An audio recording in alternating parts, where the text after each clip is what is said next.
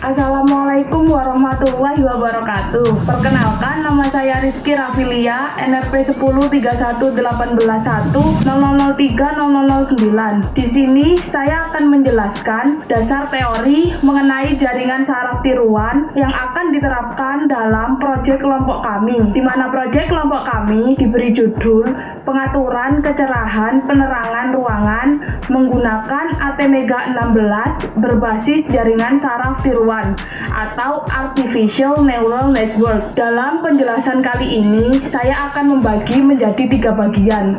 Yang pertama yang akan saya jelaskan yaitu jaringan saraf tiruan. Jaringan saraf tiruan pembuatannya didasarkan atau diilhami oleh struktur jaringan biologi, khususnya jaringan otak manusia, di mana hal ini difokuskan pada fungsi dari dendrit, di mana fungsi dari dendrit itu sendiri adalah sebagai penyampai sinyal dari neuron tersebut ke neuron yang terhubung lainnya. Secara umum, jaringan saraf tiruan terbentuk dari jutaan atau bahkan lebih struktur dasar neuron yang terinterkoneksi dan terintegrasi antara satu dengan yang lain, sehingga dapat melaksanakan aktivitas secara teratur dan terus-menerus sesuai dengan kebutuhan. Konsep dasar pemodelan jaringan saraf tiruan diasumsikan sebagai sejumlah sinyal masukan A yang dikalikan dengan masing-masing penimbang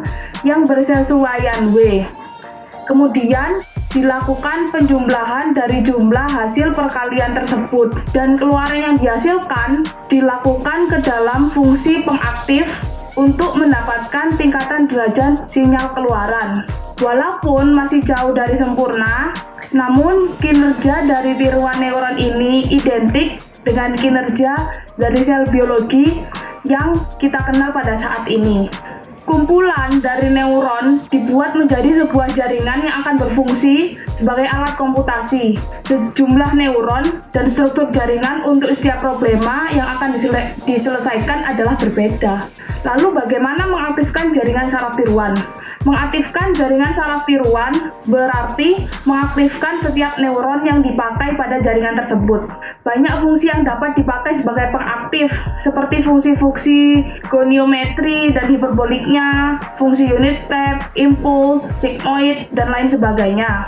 Tetapi yang lazim digunakan adalah fungsi sigmoid karena dianggap lebih mendekati kinerja sinyal pada otak. Selanjutnya, saya akan menjelaskan metode-metode pelatihan yang ada pada jaringan saraf tiruan. Yang pertama, metode pelatihan terbimbing, di mana metode pelatihan terbimbing sendiri adalah metode pelatihan yang memasukkan target keluaran dalam data untuk proses pelatihannya. Beberapa metode pelatihan terbimbing antara lain metode single perceptron, multi perceptron, dan break propagation atau BP.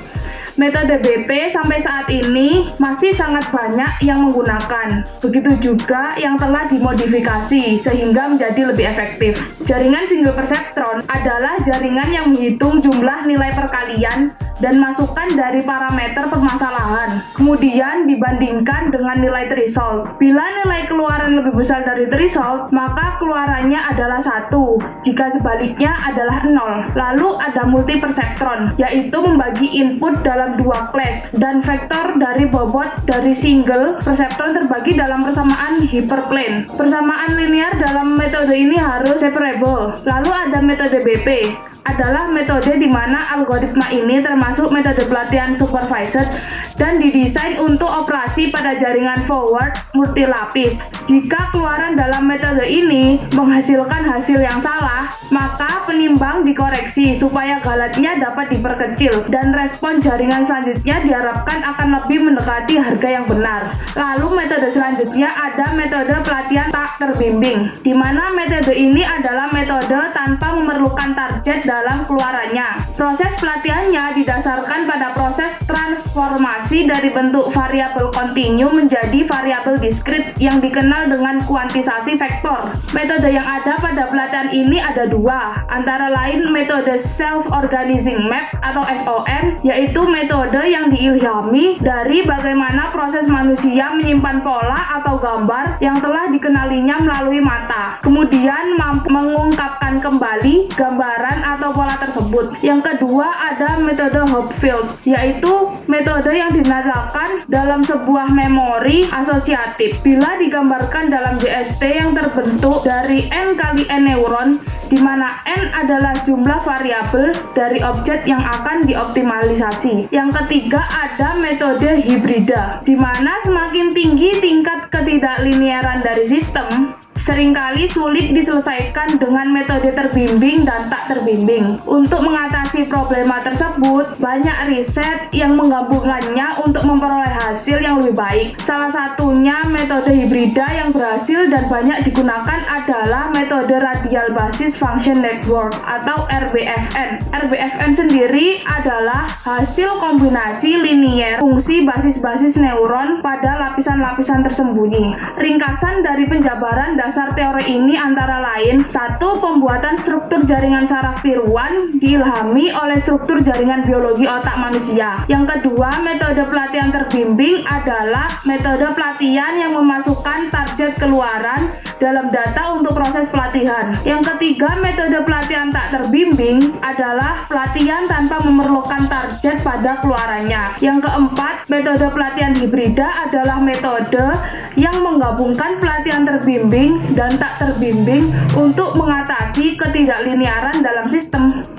Perkenalkan, nama saya Raisya Fiani Martin, NRP 103181000018 yang akan menjelaskan mengenai teori dasar mikrokontroler dan mengenai mikrokontroler yang akan kita gunakan. Mikrokontroler merupakan sebuah sistem komputer yang seluruh atau sebagian besar elemennya dikemas dalam satu chip IC, sehingga sering disebut sebagai single chip mikrokomputer. Mikrokontroler juga merupakan sistem komputer yang mempunyai satu atau beberapa tugas yang sangat spesifik atau disebut sebagai special purpose komputer. Mikrokontroler adalah sebuah sistem mikroprosesor di mana di dalamnya sudah terdapat CPU, ROM, RAM, I/O, clock, dan peralatan internal lainnya yang sudah saling terhubung dan terorganisasi dengan baik oleh pabrik pembuatnya dan dikemas dalam sebuah chip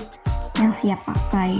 Program yang ditanam pada mikrokontroler merupakan instruksi-instruksi dalam bentuk kode-kode yang dibuat dengan menggunakan bahasa pemrograman tertentu. Program ini biasanya dibuat di komputer sampai dihasilkan kode pemrogramannya yang selanjutnya dituliskan ke mikrokontroler menggunakan bantuan perangkat keras program sesuai dengan jenis mikrokontroler yang digunakan. Beberapa jenis mikrokontroler yang berbasis pada arsitektur Harvard. Yang pertama, mikrokontroler 8051 atau yang disebut sebagai MCS 51 merupakan jenis mikrokontroler 8 bit yang terkenal. Mikrokontroler ini dikeluarkan oleh Intel Corporation pada tahun 1981. Beberapa tipe mikrokontroler MCS 51 yaitu series AT89C.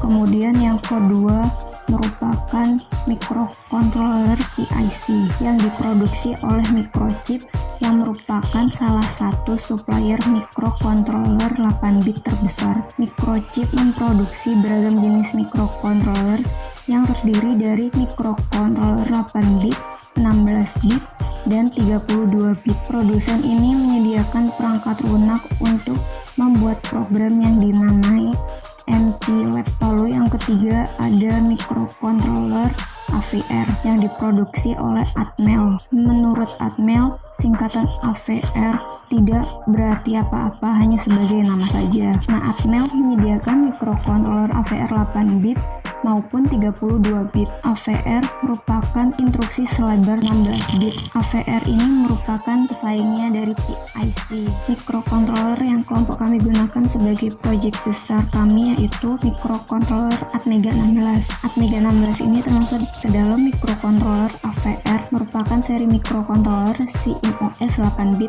buatan Atmel berbasis arsitektur RISC atau Reduced Instruction Set Computer. Kenapa kita menggunakan Atmega 16 ini? Karena Atmega 16 mempunyai 32 register general purpose timer atau counter fleksibel dengan mode compile serta mode power saving. Atmega 16 ini juga mempunyai in-system programmable flash on chip yang mengizinkan memori program untuk diprogram ulang dalam sistem menggunakan hubungan serial SPI. Adapun pin-pin Atmega 16 dengan kemasan 40 pin DPI atau dual inline package. Kemasan pin tersebut terdiri dari 4 port, yaitu port A, port B, port C, dan port D, yang masing-masing portnya terdiri dari 8 buah pin. Nah, selain itu, Atmega 16 ini juga mempunyai pin preset VCC sebanyak 2 buah,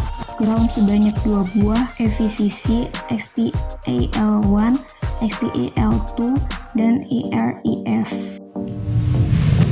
Setelah teman saya menjabarkan dasar-dasar teori dari proyek yang sudah disebutkan oleh teman saya di awal, saya Muhammad Pratama akan menjelaskan tentang autokontras. Autokontras sendiri secara umum dapat diartikan sebagai perbedaan gradasi kecerahan warna antara bidang gelap dengan bidang terang pada sebuah objek. Kontras dalam hal ini berperan untuk mengatur tingkat gelap dan terang dalam sebuah ruangan. Sebagai contohnya, lampu taman yang bisa menyala dan mati berdasarkan kondisi matahari. Apabila matahari terbit, maka lampu taman akan otomatis mati, dan apabila matahari tenggelam, maka lampu taman akan otomatis menyala. Dalam hal ini, jika lampu taman tiba-tiba hidup atau tiba-tiba mati, maka autokontras tidak tiba-tiba mati atau tiba-tiba hidup, tetapi lampu taman dapat perlahan-lahan menyala atau perlahan-lahan mati. Autokontras sebenarnya dapat dilakukan dengan cara sederhana, tapi saya dan tim saya ingin menerapkan jaringan syaraf tiruan untuk menjalankan autokontras. Berikut hasil proyek yang saya dan tim saya sudah kerjakan. Baik Bapak, Ibu, dan teman-teman, perkenalkan nama saya Rizka Syamuna, NRP 10.111.100.3014. Saya akan mencoba untuk menjelaskan mengenai peralatan yang digunakan untuk proyek besar dari tugas aplikasi teknologi cerdas. Jika sebelumnya teman-teman saya sudah menjelaskan teori-teori dasar yaitu mengenai jaringan saraf tiruan, lalu autokontras, dan juga microcontroller, sekarang giliran saya untuk menjelaskan mengenai peralatan pendukung dari tugas besar aplikasi teknologi cerdas ini, dan dapat dilihat di bawah ini. Oke, jadi alat dan bahan yang dibutuhkan untuk demo dari tugas aplikasi teknologi cerdas ini yaitu yang pertama, ada minimum system dan digunakan sebagai alat utama yang menggerakkan semuanya. Lalu yang kedua, ada LED interface seperti ini dan digunakan untuk menghubungkan LCD ke minimum system. Lalu yang ketiga, ada LCD grafik berukuran 128 x 64. Alat ini digunakan untuk menampilkan tingkat kecerahan cahaya luar. Yang dimaksud dari cahaya luar yaitu cahaya matahari ataupun lampu jalan. Lalu yang keempat, ada solar cell. Solar cell ini berukuran 7 x 10. Solar cell ini difungsikan sebagai sensor cahaya. Karena sensor cahaya ukuran besar itu sulit didapatkan di Surabaya.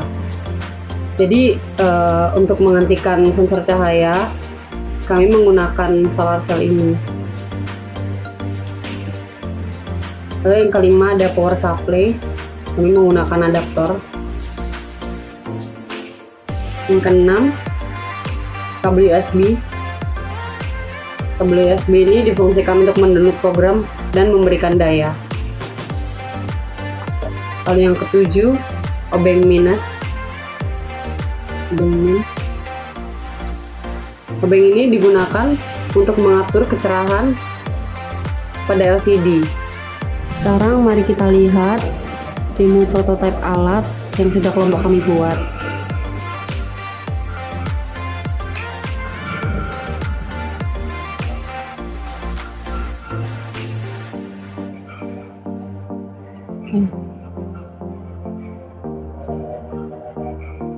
Jika matahari bersinar terang, lampu akan redup. Jika matahari mulai tenggelam, lampu akan menyala terang. Dan ini grafik saat matahari bersinar penuh. Lalu mari kita coba untuk menutup perlahan-lahan.